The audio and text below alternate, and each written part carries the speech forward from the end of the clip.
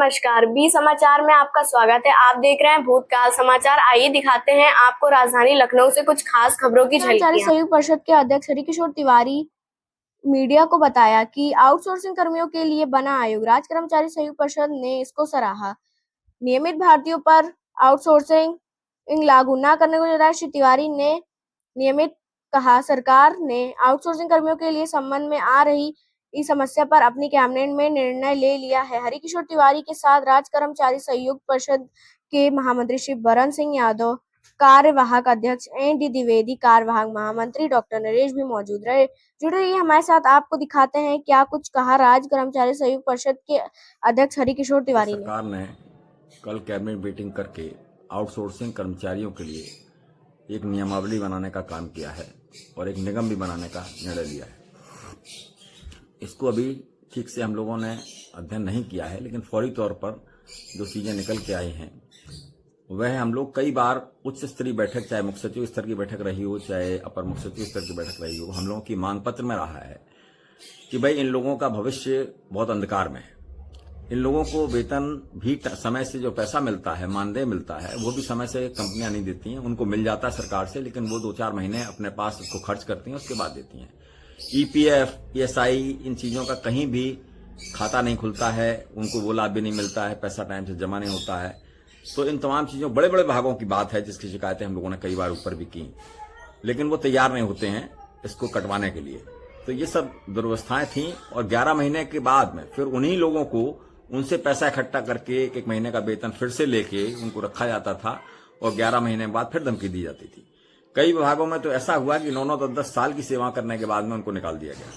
9 साल 10 साल की सेवा करने के बाद जब वो निकाले जाएंगे तो निश्चित रूप से आत्महत्या की स्थिति में जाएंगे, क्योंकि वो जो काम सीखे हैं वही काम कर पाएंगे और वो दूसरा काम कोई देगा नहीं उनको। ये स्थितियां आज की तारीख में थी। ये एक अच्छा निर्णय सरकार ने अभी किया है कि कम से कम 3 वर्ष का लगातार उनको रहने का निर्णय कर लिया और उसके बाद में उनको समय से वेतन की भी कहीं ना कहीं सीमाएं बांधी गई और ईएसआई और ईपीएफ वगैरह में भी समय से पैसा कटेगा, जिससे उनको वो सारे लाभ जो इनमें मिलते हैं, पूरे परिवारों को जो इसका इलाज का सुविधा मिलती है, डेथ पे सुविधाएं मिलती हैं, तमाम सारी सुविधाएं उसमें हैं जो उनको दी जाएंगी, वो सब उसमें मिलेंगी। तो एक निर्णय ठीक है, लेकिन इसके बाद ये देखना होगा कि ये जो आउटसोर्सिंग होती थी, ये जब शुरू में इसका चलन शुरू हुआ तो पिछली सरकारों में ही हुआ था। तो उसमें ये तय किया गया था कि जो ऐसे पद जो नियमित प्रकृति के नहीं हैं उन पर इसको लागू किया जाएगा।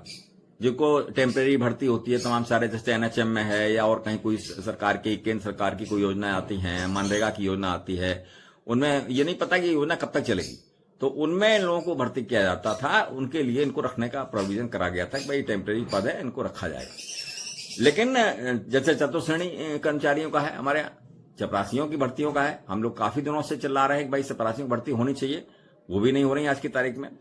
लेकिन अब जो ये कर रहे हैं, अगर उसको इसमें डाइवर्ट कर रहे हैं कुछ अधिकारी, जैसा लगता है हमें कि इसमें कुछ दिखाई पड़ रहा है कि कुछ अधिकारी चाहते हैं कि इनको उसमें भर्ती, सारी की सारी भर्तियां जो खाली हो रही हैं उनमें करने का प्रयास करें।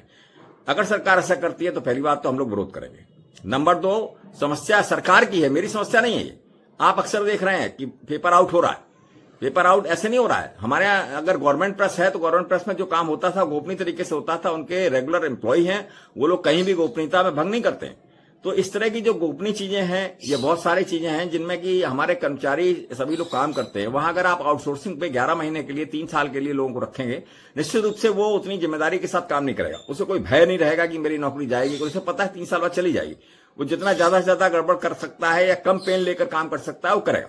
ये हो भी रहा है, बिजली विभाग में भी ये हो रहा है। मीटर की चेकिंग करने वाले लोग आते हैं और वो पैसा आप दे दीजिए उनको ठीक ठाक सा, तो वो मीटर की चेकिंग की रीडिंग ही नहीं लेंगे, आपको 3-4-6 महीने तक रीडिंग लेंगे, उसके बाद मीटर खराब कर देंगे, खराब करके वो पैसा बंदरबाट कर लेंगे। तो ऐसे तमाम सारे किस्से हम लोगों को सुनाई पड़ते रहते हैं। हमारा मानना यह है कि इनमें आउटसोर्सिंग को उन्हीं पदों पर रखा जाए जो नियमित हो। एक बात, उनको न भरा जाए जो नियमित प्रकृति के हमारे हैं। दूसरी बात यह है कि आउटसोर्सिंग के जो 3 साल के मान लीजिए हो गए लोग, इनके बाद 3 साल के फिर होंगे।